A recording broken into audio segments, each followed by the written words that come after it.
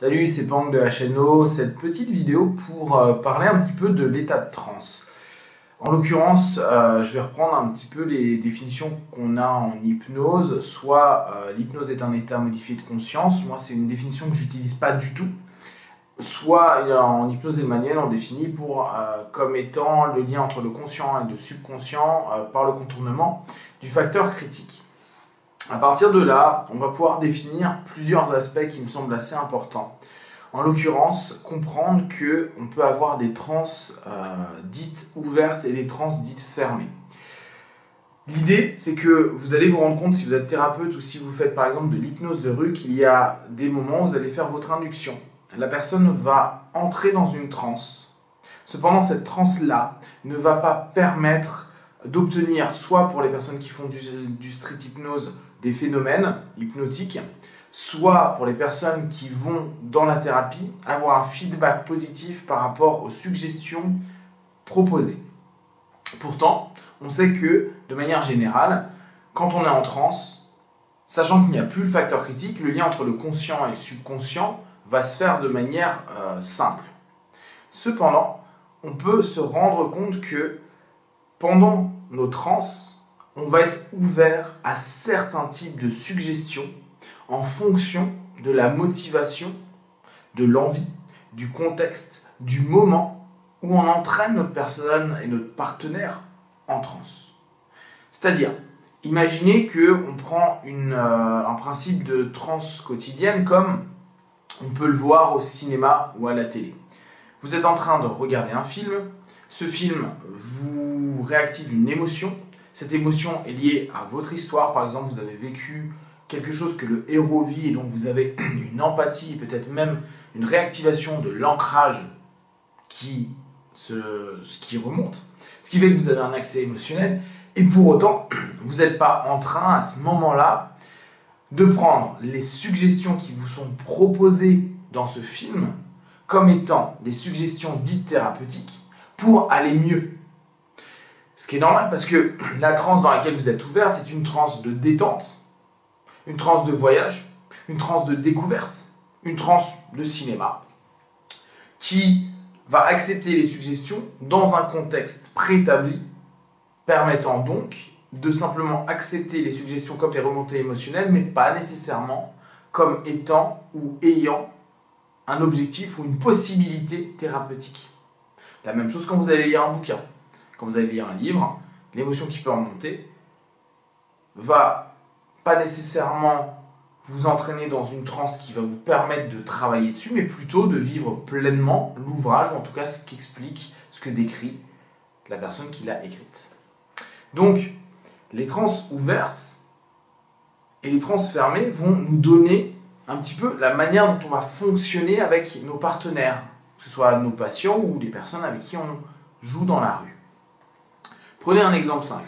Vous faites une induction, la personne part. La personne, dans le cadre de la rue, ne répond pas à des suggestions telles que ton bras devient solide, devient une barre de fer, mais au contraire devient tout mou. Ou, inversement, la personne devient raide, puis commence simplement à vous parler, vous sentez qu'il y a un peu de tension sur son visage. En ce cas-là, certains vont se dire « ouais, mais il n'est pas parti ». Si, il est parti. La connexion entre le conscient et le subconscient s'est faite. Seulement, il s'est fermé à suivre vos suggestions pour le jeu qui est proposé dans le contexte que vous avez donné.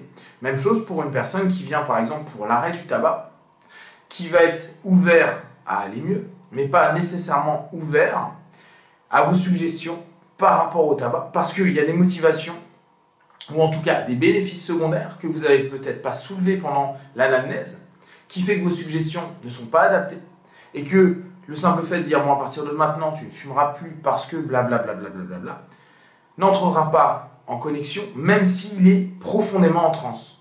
Parce qu'à ce moment-là, il s'est fermé à ce que vous allez proposer. Et donc ça ne sera plus une transe thérapeutique, mais peut-être une transe d'accueil, c'est-à-dire c'est la première fois que je le rencontre et j'ai envie de voir comment se passe une séance d'hypnose. Il m'a dit que ça se passerait en 2 ou 3 séances. Donc la première séance est une séance d'accueil, d'observation du praticien ou de ce qui va être mis en place. En fonction de ça, on va donc avoir des feedbacks qui sont différents. Il faut aussi se rendre compte que certaines personnes, dans leur transe, vont avoir des transes qui vont être plutôt conscientes et d'autres qui vont avoir des transes plutôt subconscientes. Pensez bien, c'est un dialogue entre le conscient et le subconscient, l'état de transe.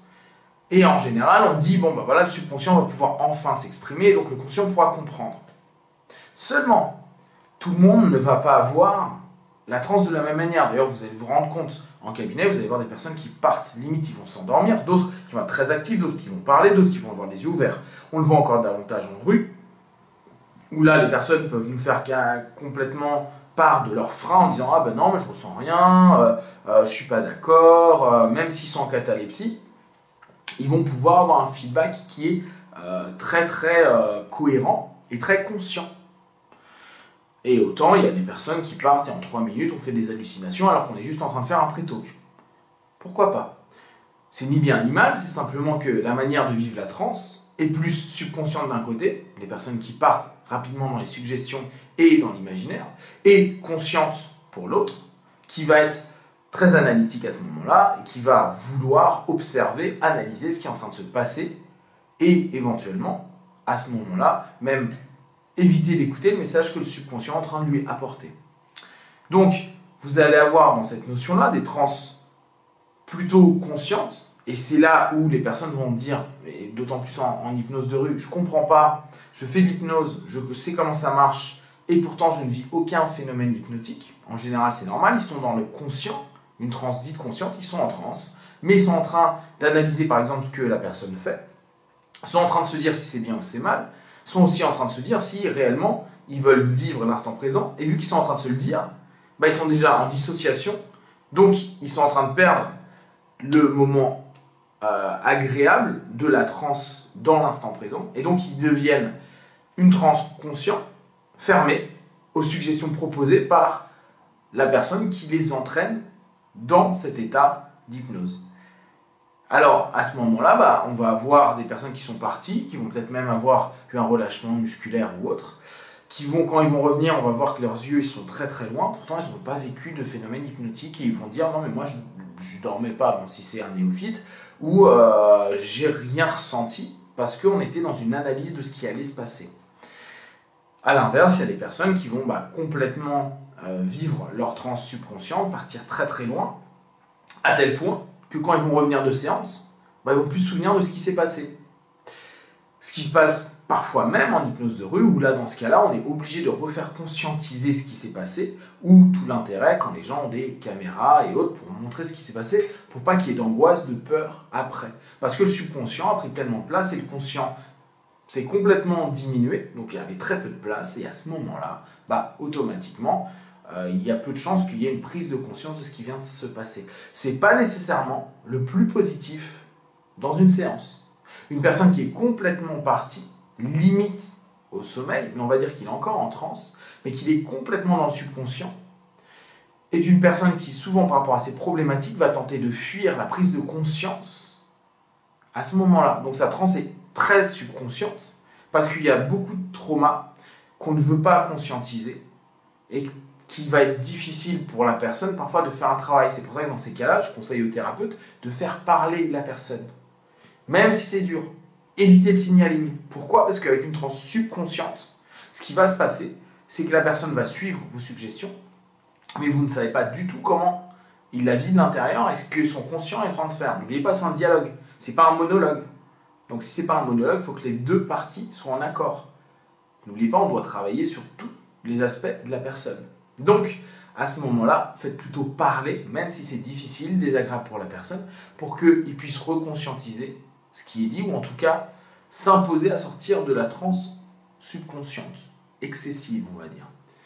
Également, dans ces moments-là, ils peuvent être en pleine notion subconsciente, donc complètement full dans le subconscient, on va dire très peu de conscient, donc une transe en général, on voit les gens tout mous, et on a vraiment l'impression que limite ils sont endormis, et ils peuvent être fermés dans cette transe. Mais vu qu'on n'a pas de dialogue et pas d'échange, la plupart du temps, si on ne lui demande pas ou qu'on joue avec les signalings, il est possible qu'il soit fermé aux suggestions qu'on propose et qu'il soit parti dans un autre type de chemin qui, pour certains et dans certaines tendances, vont dire bah oui, mais le subconscient c'est très bien ce qui va être bon et juste pour lui, il va simplement chercher. Ce qui, de mon point de vue, n'est pas juste parce que n'oubliez pas que s'il est venu en cabinet, c'est pour faire un travail avec une personne et que durant l'anamnèse, vous avez vu les points clés et que la suggestion que vous allez proposer par rapport aux mots que lui vous a proposé devrait avoir un impact intéressant. Or, s'il part sur une transe tout seul, très très loin, c'est souvent une forme d'évitement. Donc à ce moment-là, il est fermé aux suggestions du thérapeute, de l'hypnothérapeute ou du thérapeute même dans d'autres styles, et il va rester complètement fermé aux changements liés aux suggestions. Et quand il va revenir, il va souvent ne pas se souvenir de ce qui s'est passé. Vous pouvez le constater super facilement si vous faites de l'auto-hypnose, quand vous partez très très loin, et quand vous revenez, vous ne savez pas vraiment ce que vous avez travaillé, parce que votre subconscient vous a donné plein d'informations. Un peu comme le rêve le matin, où on sait qu'on avait fait plein de rêves. C'est un peu le même principe. Donc, les suggestions que vous êtes auto-programmées ont été complètement déviées, parce qu'on était fermé par rapport à ça, et on n'était pas prêt, en fait, à conscientiser ou à travailler sur ce sujet à ce moment-là, simplement. Donc, ça nous donne une notion où on ne va plus voir la transe comme un seul module, tiens, avec la sémantique que moi j'aime pas, tiens, il est rentré dans une transe hypnotique. Non, il est rentré dans une transe hypnotique, why not? Il est dans une transe, et cette transe, elle va avoir différentes formes, soit une forme complètement consciente, soit une forme complètement subconsciente, soit une forme où il y a le conscient et le subconscient qui dialoguent de manière clean, et dans tous ces aspects-là, elle peut être ouverte, fermée. Et nous, notre but de thérapeute, c'est réussir, surtout quand on est dans la thérapie, de faire entrer dans une transe ouverte aux suggestions thérapeutiques pour le changement, une transe de changement, de transformation. Et quand on est dans la rue, notre but est de réussir à faire rentrer la personne dans une transe de jeu, de partage et de découverte. Et surtout pas dans une transe d'analyse. Parce que s'il est dans une transe d'analyse, vous êtes quasiment sûr que votre partenaire va être beaucoup dans la retenue, même s'il s'est barré déjà dans sa transe. On le voit beaucoup avec les pré-tests, avec les gens où on voit les doigts qui bougent, mais ils ne veulent pas, par exemple, ils veulent pas monter ou descendre, ça serait trop problématique pour eux. Donc ils vont être très très en tension par rapport à ça. C'est pas un problème, c'est juste que la transe de jeu n'est pas acceptée dans le contexte que vous leur avez proposé. À partir du moment où vous commencez à vous rendre compte des différents types de transe que vous pouvez avoir, vous allez ouvrir votre jeu thérapeutique ou votre jeu ludique, vraiment, dans le sens propre du terme, et vous allez vous adapter et guider le partenaire vers des transes qui correspondent à ce qui est bon pour lui à ce moment-là, en l'occurrence le jeu ou la thérapie. Et avec tous ces aspects-là, vous allez davantage comprendre que tiens, là il est fermé aux suggestions, ou tiens, là il s'est fermé. Qu'est-ce qu'il y a? Est-ce que c'est la transe en question n'est plus juste pour lui, et il rentre par exemple dans une transe d'analyse, ou dans une transe de colère, c'est un autre type de transe, et comment nous on peut réorienter? Est-ce qu'on l'exploite? J'exploite la transe de colère pour retourner dans une transe d'acceptation du changement via la thérapie, ou cette transe de colère nous donne l'impression qu'on n'a pas réussi à bien maintenir le cap, et souvent ça peut donner des abréactions. Et dans ce cas-là, parfois certains ne savent pas comment reprendre pour le faire à nouveau entrer dans une transe qui est plus thérapeutique. Vous allez la voir par exemple avec des patients qui vont rouvrir les yeux et dire « ouais mais là je suis tendu, je suis pas bien, vous savez, blablabla ». C'est pas grave, il est toujours en transe, seulement la transe n'est plus dans une transe d'accueil de vos suggestions, donc il faut réorienter et laisser la possibilité pour ouvrir d'autres chemins. Voilà cette petite réflexion et ce petit travail. En tout cas, moi maintenant, j'ai vraiment défini ces points-là, ouvert, fermé, trans, consciente ou subconsciente, et à partir de là, ça commence à donner pas mal de modules sur notre forme de travail, sur l'acceptation aussi de la manière de vivre les trans des personnes. Et pour moi, l'idée d'un thérapeute, et là vraiment je parle que pour les thérapeutes, est notre qualité à transformer une transe d'une personne vers une transe thérapeutique et surtout transe de changement et d'évolution pour notre partenaire, client ou patient en fonction de comment vous les appelez. Voilà, à très bientôt et merci de me suivre. Ciao.